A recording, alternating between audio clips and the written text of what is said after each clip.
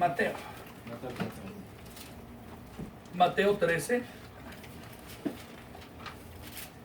Mateo capítulo 13.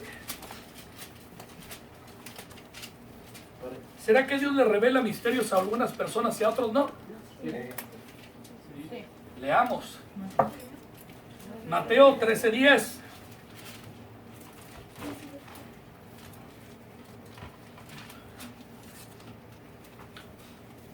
Fíjense, por eso les digo, Dios, ¿a quién le va a revelar principios?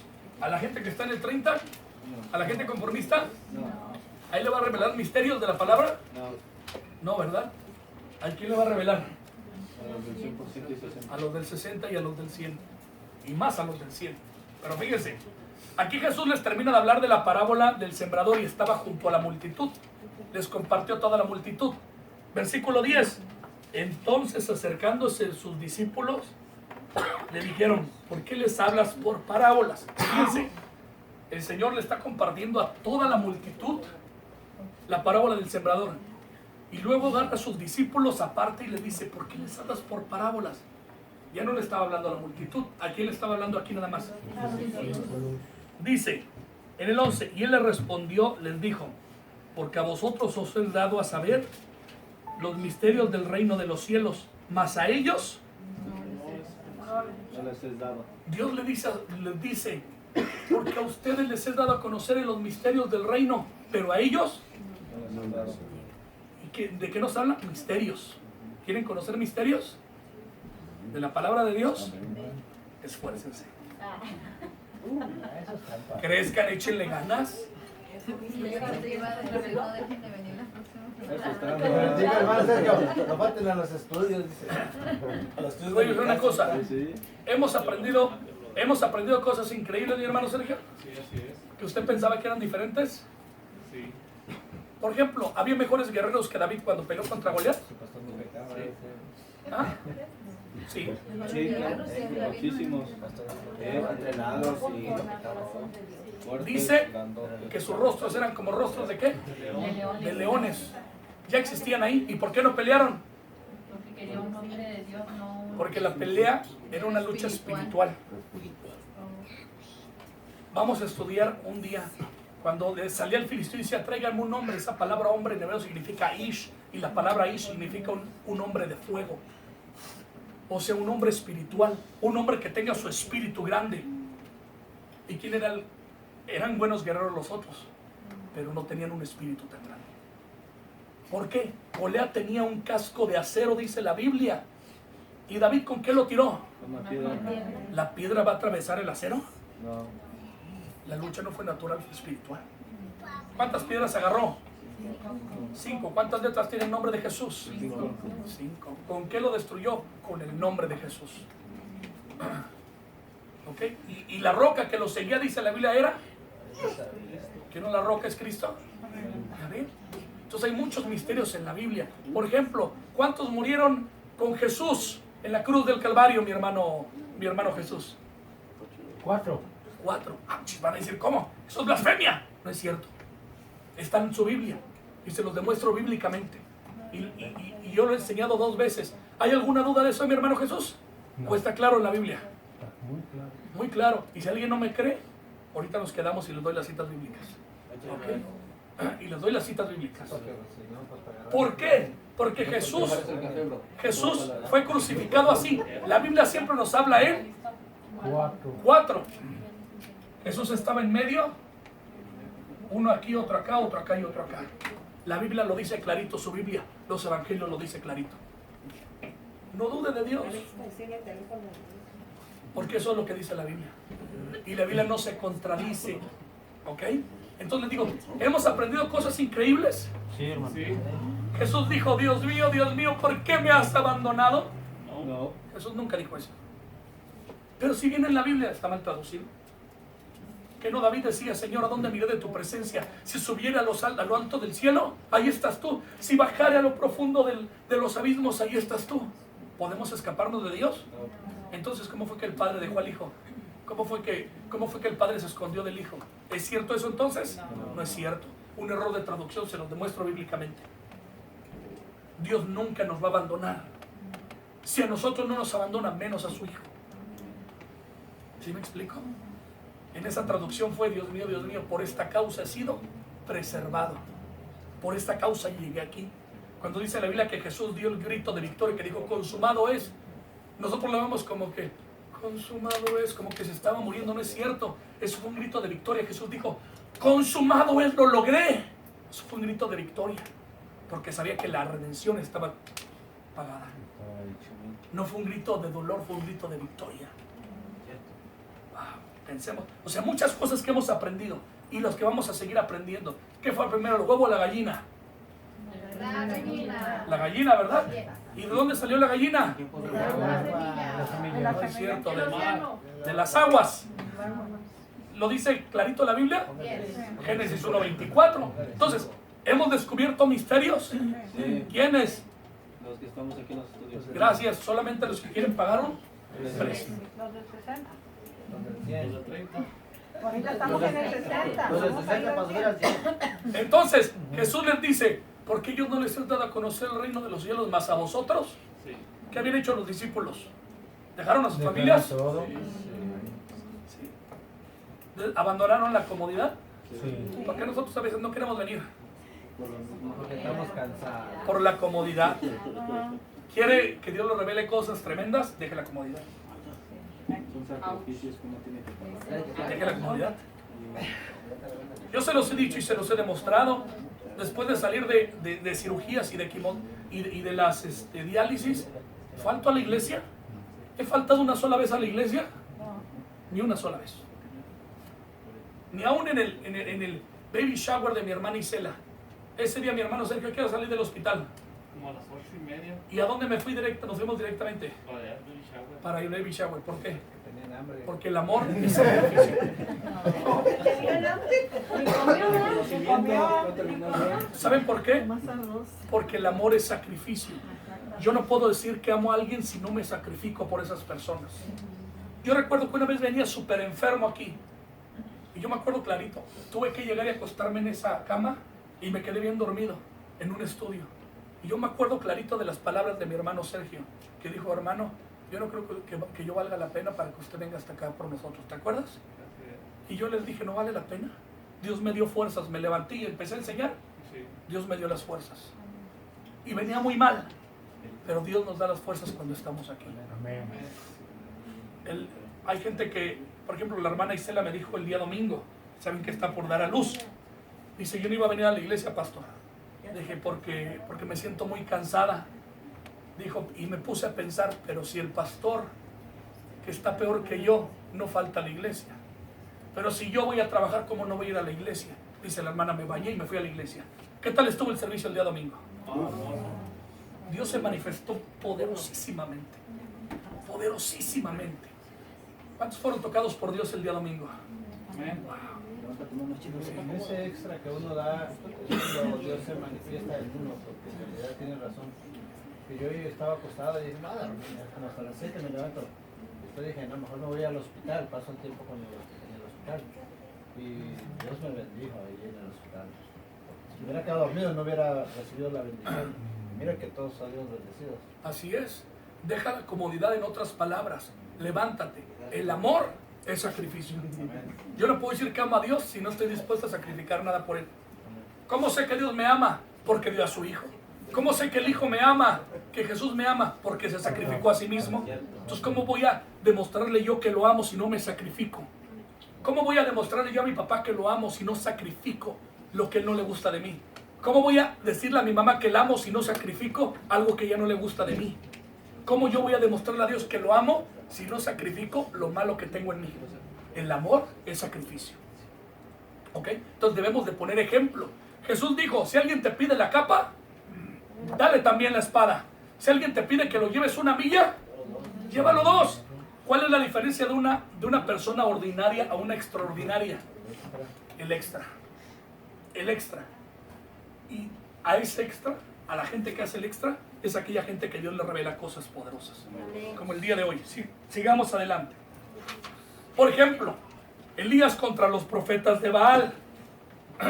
Dice la Biblia que hubo una gran batalla. Y dijeron, el primer Dios que descienda con fuego, ese va a vencer, ¿verdad? ¿Qué hizo Elías? Dijo, primero voy a levantar el altar. Y levantó el altar de Dios. Y luego dijo, tráiganme 4 cántaros de Agua. el agua. Y dio el agua. 4 cántaros de agua. Y luego otros 4. Y luego otros 4. 12 cántaros de agua. Ya tenía el agua, ¿verdad? Y después dice, tráiganme el cordero, porque yo voy a hacer el sacrificio. Y derramó la, Sangre. que era lo único que faltaba. Descendió fuego del cielo y consumió. ¿En qué nombre venció Elías? En nombre de Jesús. Increíble, ¿verdad? Ok. Sangre, fuego y agua. Sangre, fuego y agua. Y lo que leímos en 1 de Juan 5:8. Porque 3 son los que dan testimonio en la tierra: la sangre, el fuego y el agua. Esos son los que dan testimonio en la tierra. Ok, hay una gran enseñanza ahí. Ahora, por ejemplo, Jesús dijo, yo soy el camino, La verdad.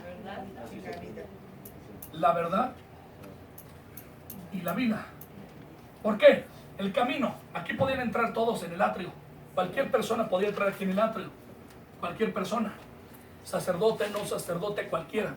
Pero ¿quién podía subir aquí nada más? Solamente los sacerdotes y los sumos sacerdotes. Pero hasta acá arriba, ¿quién podía subir nada más? El sumo sacerdote. Y si entraban con pecado, ¿qué les pasaba? Se morían, ¿verdad? Ahora Jesús ya rompió esto. Ya rompió esto. Pero por eso Jesús dijo, yo soy el camino. Mucha gente está en el camino. Pero no toda la gente obtiene la verdad de la palabra. El verdadero estudio de la palabra de Dios. No cualquier gente. Y menos la vida, porque el Espíritu es el único que da. ¿Y a dónde se movió el Espíritu de Dios aquí? En el lugar santo. Aquí es donde estaba la nube. La nube de fuego aquí. Ahí es donde se manifestaba la presencia de Dios. ¿Ok? Entonces, voy a borrar esto. Pero vamos a estudiar un poquito Jornadas de Israel para que veamos. ¿Saben en qué nombre salió el pueblo de Israel de esclavo de Egipto? Utilizaron sangre, fuego y agua. Ok, voy a borrar esto.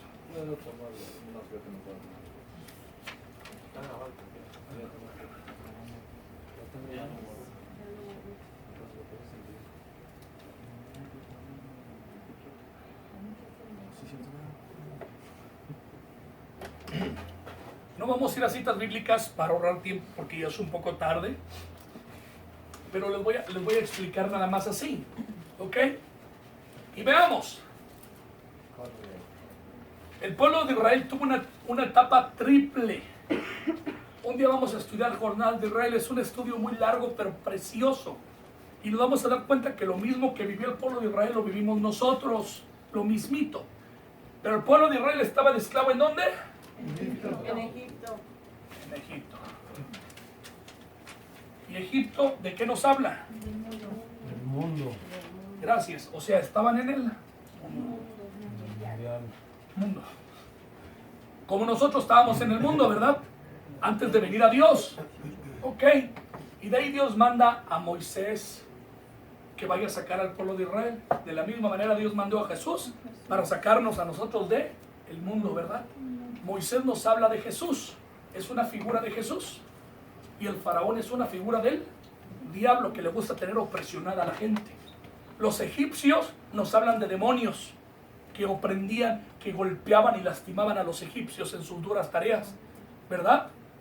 Entonces, Dios les dice, los voy a sacar, y empieza a hacer una serie de milagros que son las 10 plagas. ¿Y con cuál plaga salieron? Con la 10ª. ¿Cuál fue la 10ª plaga? La de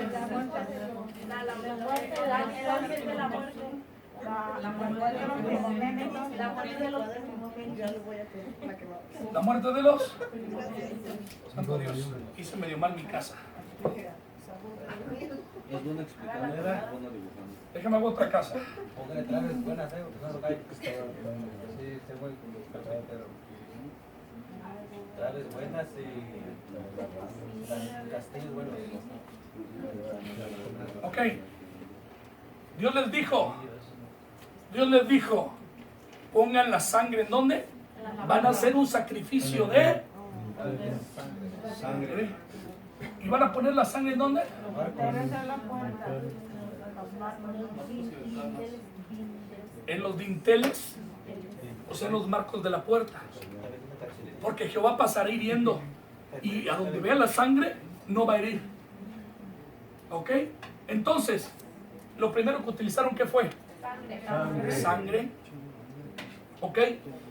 Y después de que usaron la sangre, ¿qué dijo Faraón? Llévatelos, váyanse. ¿Qué tiene que ver eso con nosotros? La sangre, ¿de qué nos habla cuando aceptamos a Jesús, verdad? Cuando aceptamos a Jesús, dejamos de ser esclavos del diablo. Pero eso no es todo. De ahí, el pueblo de Israel tuvo que ir en sus jornadas. Y de repente, Dios puso algo para que los guiara. ¿Qué fue? La nube de fuego. La nube de fuego. La nube de fuego, ¿verdad? Ok, la nube de fuego. Ahí, ¿qué es lo que tenían ya ahí, ¿qué es lo que tenían ya? Fuego. ¿Qué era lo único que les faltaba? Agua. El agua. Pero después de ahí, Faraón se arrepiente y dice, no, váyanme por ellos, tráiganmelos de regreso. Vamos. ¿Y a poco no es así? Cuando nosotros aceptamos a Jesús y queremos acercarnos a Jesús, no el diablo manda a nuestros amigos, que son los que nos regresan otra vez al mundo. ¿Sí o no? Jóvenes, ¿sí o no? Sí. ¿Tus amigos qué les invitan? ¿Cosas buenas? No, lo dudo. No son amigos. No son amigos. ¿Y qué dice la Biblia? Que el faraón empezó a ir a perseguirlos, ¿verdad? ¿Y qué era lo que los defendía? Una columna de fuego. Nube. Vamos al libro de Éxodo. Aquí les voy a enseñar algo increíble. Éxodo. Esto lo iba a enseñar ayer, pero se me olvidó, ya no lo dije. Por el tiempo también. Éxodo, ya te digo. 13:17. ¿Entiendo qué? Éxodo 13:17. Pónganme atención, aquí van a aprender algo increíble el día de hoy aquí. ¿Alguna vez les ha pasado que le dicen a alguien de su familia, pero es que ya échale ganas, ya no hagas eso, ¿no ves que eso te afecta? Mira, ya no tomes, mira, ya no te... Y no les hacen caso. ¿Les ha pasado? Y por más que estén uno cerca del otro, pero como que si hablaran dos diferentes idiomas, ¿les ha pasado? Ok, aquí está la respuesta. Dice así: y luego que el faraón dejó ir al pueblo, Dios los llevó por el camino de la tierra de los filisteos que estaba cerca, porque dijo Dios, para que no se arrepienta el pueblo cuando vea la guerra y se vuelva a Egipto. O sea, Dios los libraba de la guerra ahí. Sí, ¿verdad? ¿Los libraba de la guerra? Sí. Porque en los atrios, aquí tenemos el tabernáculo.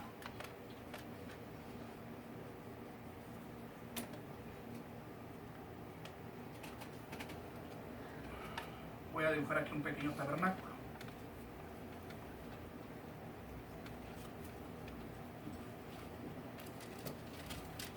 Porque en los atrios, ellos estaban agarrando.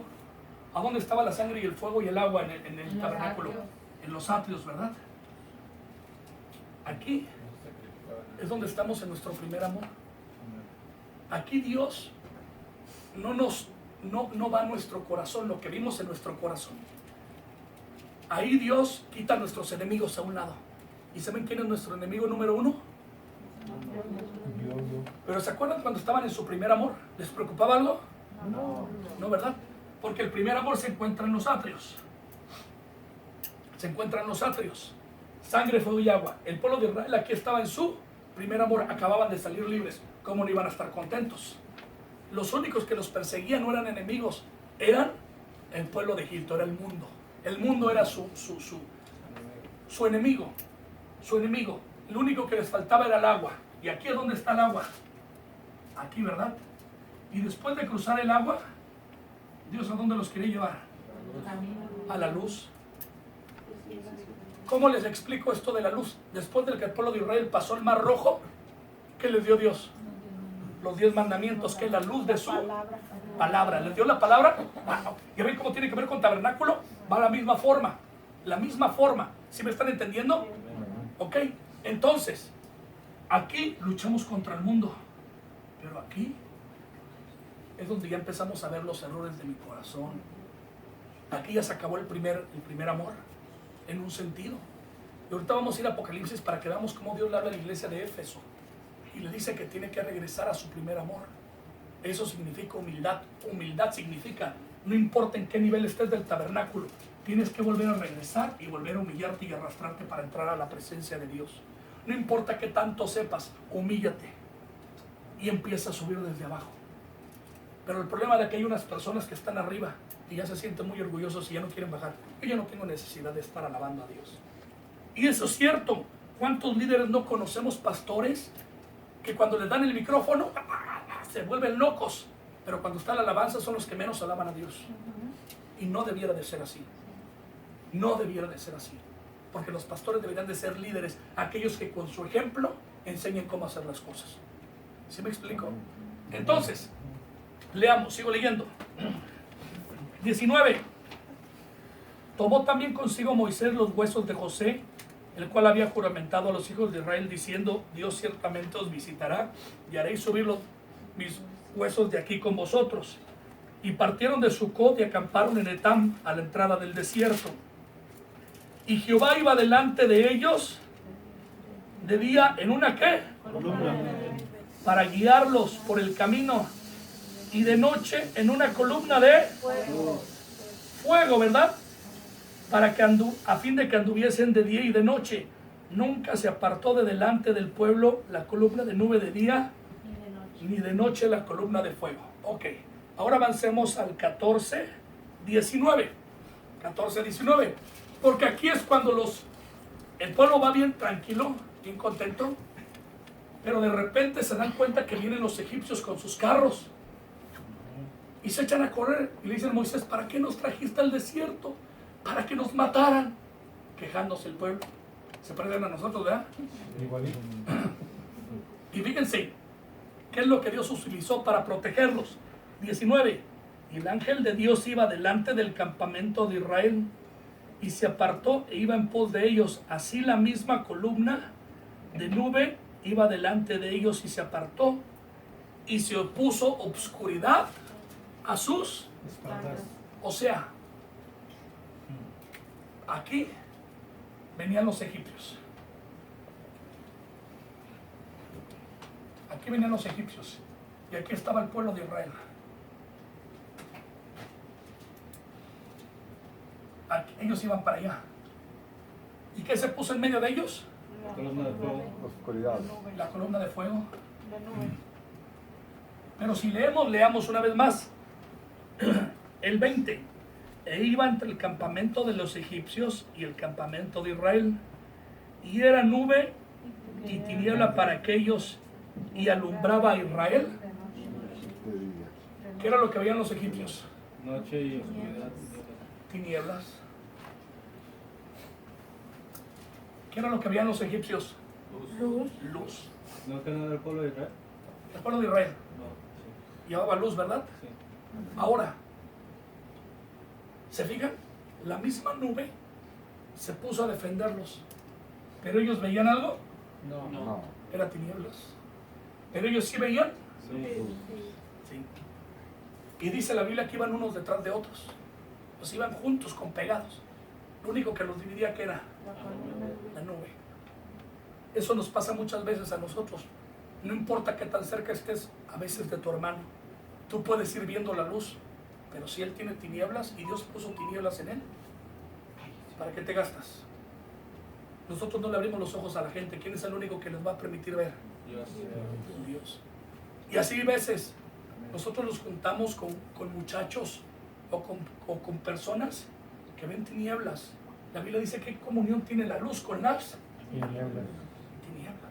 ¿Alguna vez se han desgastado porque le dicen a un familiar: ya no hagas esto? Pero si Dios lo puso en tinieblas, tú no lo vas a hacer ver. Aunque estemos juntos, uno va a ver tinieblas y el otro luz. No se desgasten. Mejor hay que orarle a Dios y decirle: Señor, abre sus ojos, llévale la luz para que él pueda ver. Entonces, ¿nosotros tenemos el poder de darle luz a alguien? No. ¿Quién es el único? Dios. Dios. ¿Ok?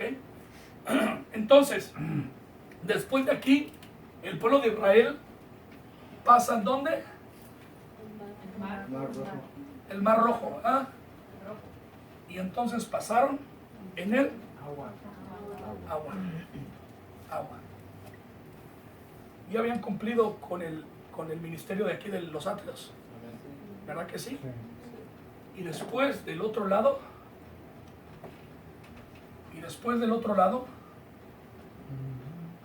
esta es la continuación, y después del otro lado, ¿qué Dios les da? Los 10 mandamientos. ¿Que eso era? Aquí. Y si nosotros estudiamos el libro de Éxodo, después de que cruzan el Mar Muerto, después de que lo cruzan, entonces aquí empiezan a pelear contra otras personas, contra los filisteos. ¿Y saben de qué nos hablan los filisteos? De actitudes del corazón.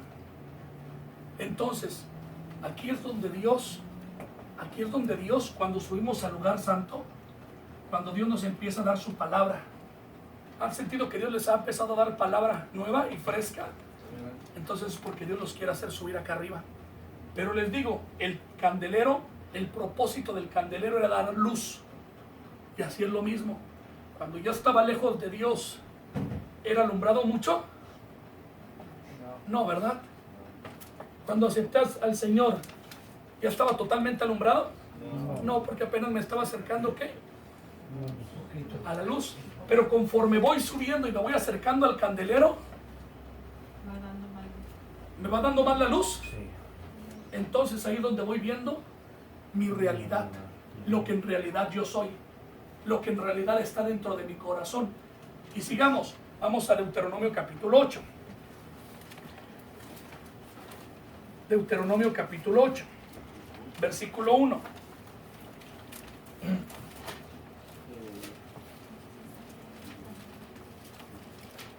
Y aquí es donde Dios ya los empezó a probar increíblemente. Filisteos. Y luego los trajo a Mara, aguas amargas.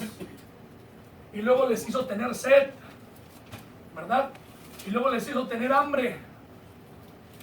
O sea, aquí Dios ya empezó a probar su corazón. Pero mientras tanto no. En los atrios Dios no prueba nuestro corazón. En otras palabras, en los atrios todo es puro amor. En los atrios es puro bonito. Pero ya cuando entonces nos acercamos a Dios, es por eso que el diablo utiliza la falsa información para hacernos caer, porque nos hace pensar. Pero si ahora que estás más cerca de Dios tienes más errores, es para pararnos y decirle no, lo que pasa es que me voy acercando más al candelero y ahora puedo ver más mi realidad, puedo ver más mis errores, entonces entregárselos a Dios. ¿Cómo? Deuteronomio capítulo 8. 8.1.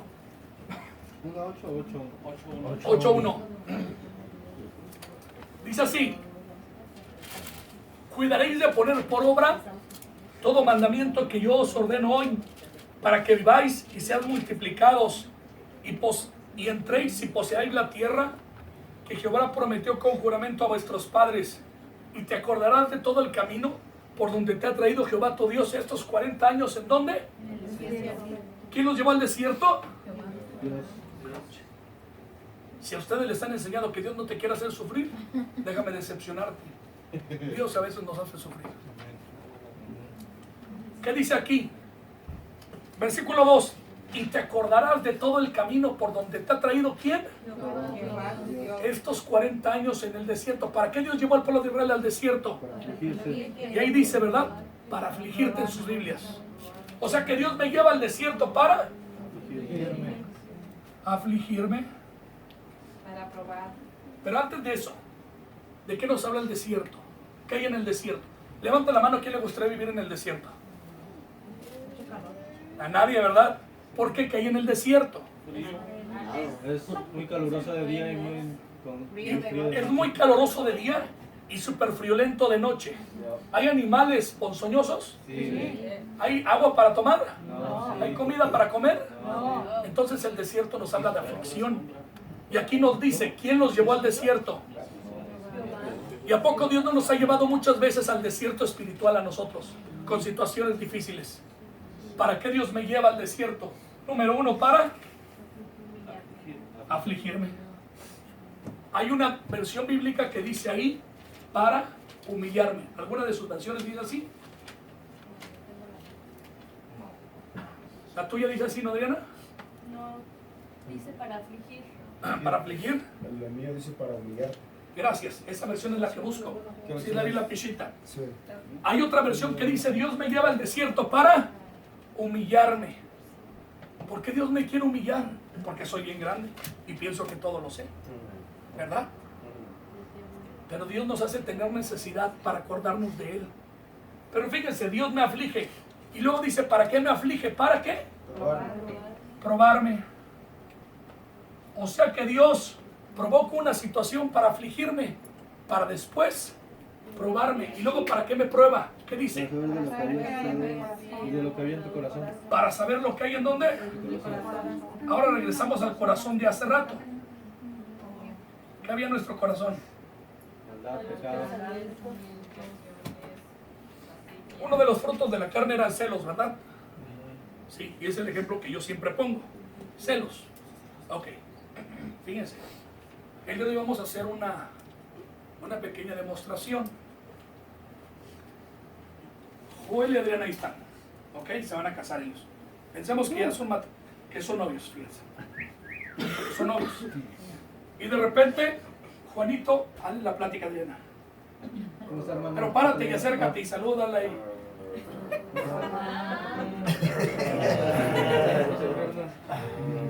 Y fíjense, ¿No lo echamos o qué? ¿No lo echamos o qué? ¿No lo echamos o qué? fíjense, la manera increíble que Dios trabaja. Dios va a provocar una situación. Ellos están hablando de algo normal, pero Dios está probando esa situación para probar a quién. A Joel. Para que él se dé cuenta. Dice ahí que Dios me aflige y me prueba para ver lo que hay en mi corazón. ¿Será que Dios no sabe lo que hay en mi corazón? ¿Quién es el que no sabe? Yo. Yo les hago una pregunta. ¿Dios me va a quitar algo que yo no le entregue? Necesito entregárselo, ¿verdad? Entonces, Dios provocó esa aflicción para Joel, para que Joel brote de su corazón celos.